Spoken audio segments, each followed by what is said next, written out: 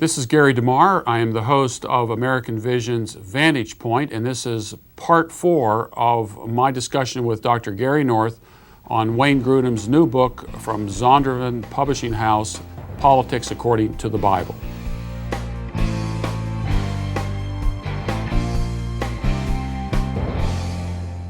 Vantage Point is brought to you by American Vision. For more information on today's show, check out God and Government, the 3-volume series by Gary DeMar. You will find it at AmericanVision.com. Welcome to American Vision's Vantage Point. I'm Gary DeMar, and I have with me Dr. Gary North, and we have been discussing Wayne Grudem's new book, Politics According to the Bible, and we have been emphasizing its economic elements. And in this final segment, we want to deal with the topic of Social Security. So Gary, what is Wayne Grudem's position on Social Security, and just very, very briefly, when did Social Security in the United States get started, and what was the general requirements? What was the percentage, and what was the maximum people paid? Well, he talks about that on page 312, and this is where, once again, he does not provide biblical support. He does not mention the Bible, and in most cases throughout this chapter, he does not mention the Bible, just in a couple of cases. In most of this chapter, it is extracts from recent articles published on the Internet, and he has read a lot of articles on the Internet. You don't have a reference that I can find to any standard textbook in economics, treatise on economics. He just limits himself to articles by Michelle Malkin or other people like that, people who are generally conservative, but certainly are not any experts in the field of economics. He does have one quote from Milton Friedman, but it really doesn't go into any detail in terms of how you should operate monetary policy. So then he gets to Social Security. And at the end of it, the section, not at the beginning, at the end, page 312, he says, there is nothing wrong with the original idea behind Social Security as it was founded in 1935. It is appropriate to have some system of support for people who are no longer able to work due to old age or disability or involuntary unemployment. But it is completely foolish for any society to pay billions of dollars a year for retirement and medical benefits for people who are perfectly able or perfectly healthy, skilled, and experienced, and thus are perfectly able to do productive work and bring benefit to the economy for many years after age 65. So we are once again placed in a philosophical dilemma, and that is, first, there's no Bible citation to justify this conclusion. Second, he goes back to 1935 and he says it was legitimate back then under those limits, but it's not legitimate today. Now you look at the birth of a baby and it says, well, that baby's fine. There's nothing wrong with it. The baby's perfectly all right. The baby grows to maturity. He may become a gangster. He may become a great leader of men, whatever he is. But the question is, as you talk about that, if the baby who was born looking completely innocent and he turns into a monster, if you find out that all the way along he's been in monster school or Monster Academy, trained in terms of presuppositions that lead to destruction, devastation, theft, all the rest of it, and you've trained that baby in that school, why do you think the baby winds up the way he does? Why do you think the Social Security system winds up this gigantic, unstoppable engine? And worse, Medicare, that's going to bankrupt us. And we know it's going to bankrupt us, and nobody can stop this thing. He doesn't understand that you don't promise the baby all the benefits at the birth of the child and then say, now, if you just work 65 years, oh, how about 66? Well, we'll make it 67, but that's the limit. You work 67 years, and after that, you're going to get your benefits. That's what an insurance policy would do. Now, what he wants here, he says, but wait a minute, they're living too long. Well, there's a way around that. Kill them.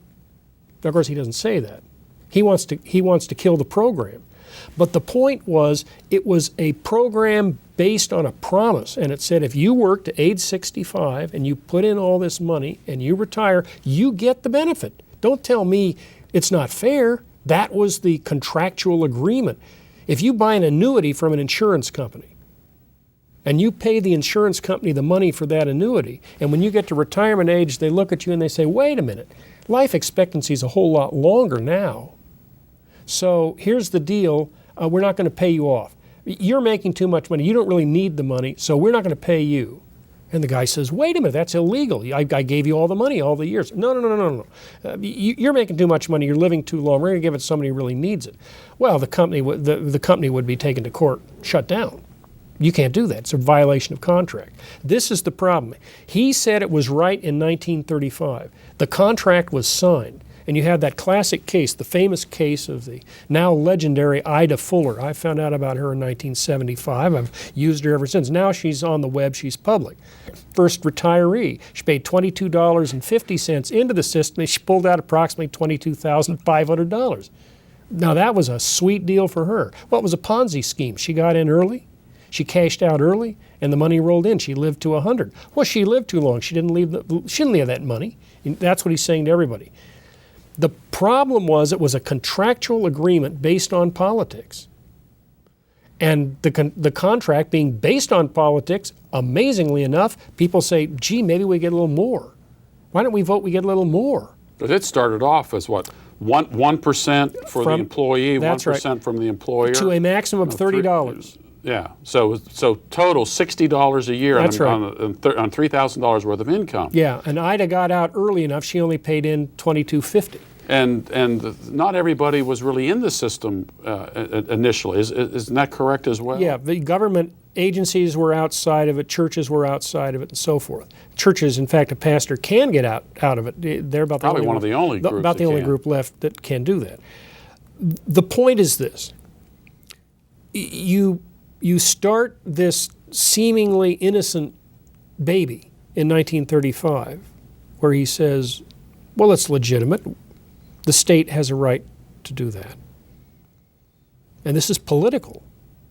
And if the state has the right to do it a little bit, it has the right to do it as much as it can extract. And the voters say, and have said, we want more.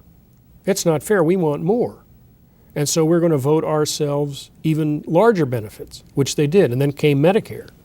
So now we have a situation with Medicare where the combined Social Security and Medicare unfunded liability is now approaching and may have exceeded $100 trillion. Now who's going to pay that? Well, it's not going to be the voters. The voters are not dumb. The voters at some point are going to say, wait a minute, the younger ones, this is not to our benefit. And we're going to cut those benefits off. We're going to get where Grudem says. But people have made all of these assumptions about what is going to come to them. And they've been promised these benefits for years, 30, 40 years in the workforce. And they abide by the rules and they make their plans for retirement in terms of the law, and then politically a new group of voters comes along and says, no, we're going to change the rules. We'll have means tests, perhaps. If you're making enough money, you don't get Social Security. We're not going to give it to you if we think you're going to live too long. Or how about this, you get to age 80 and we kill you. You go to euthanasia. Well, he would, of course, oppose that. But the economic incentives of the society clearly are in favor of euthanasia. Get rid of these people. They're old. They've got no quality of life ahead of them. They're going to absorb all of these resources out of the taxpayers' pool of funds. There's a real easy way around this. It's the Soylent Green solution. We simply recycle them. And you become part of the cycle of life a little earlier than you had planned, but it's all going to work out in the end. Soylent Green is food, it's humans. Yeah, for those of you who missed the Charlton Heston movie, yeah, right. It's the Soylent Green is converted into people. Yeah. This is the slippery slope. In money, it was the Federal Reserve System. The abolition of the gold standard took place in 1933, but we went to the Federal Reserve in 1914 operationally, passed in the last hours of 1913. Seemed okay, all done in the name of having a stable currency. That was the justification of it. And the result was inflation, destruction of currency value. And it's not just here, it's all over the world. It's every nation that has adopted the central bank system, every nation which has turned over money not tied to gold or silver has inflated. There have been no exceptions. That began, that one we can date. It's August 1914, the outbreak of World War I. Every Western European nation said, we are abolishing the contract, you cannot get your gold. And then they inflated. They weren't going to tax people for the war. They inflated to pay for the war.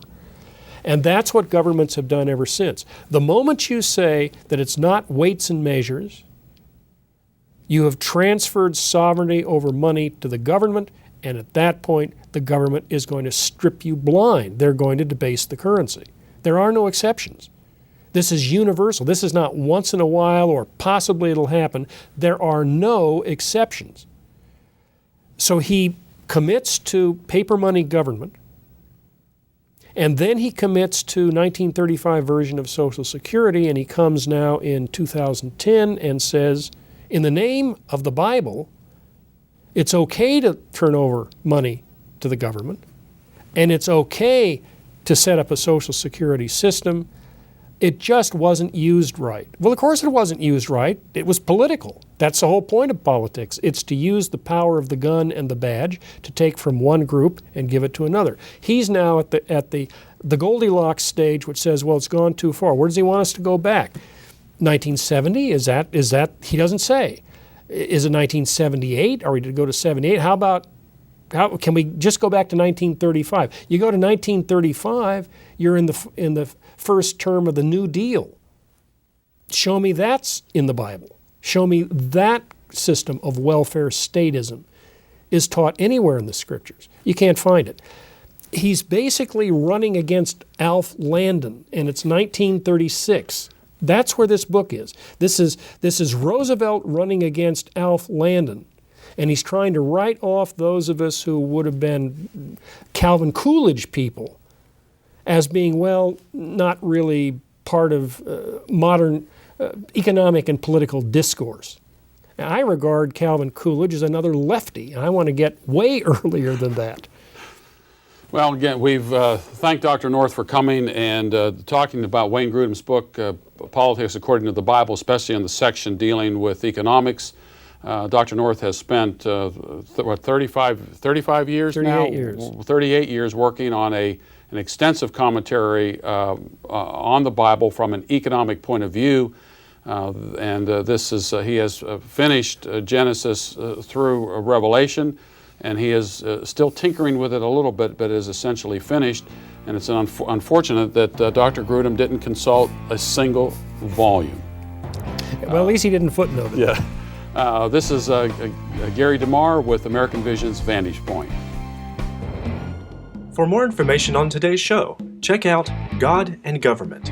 In this 3-book series, Gary DeMar introduces you to America's true history, discussing the influence of Christianity upon the founding and development of America.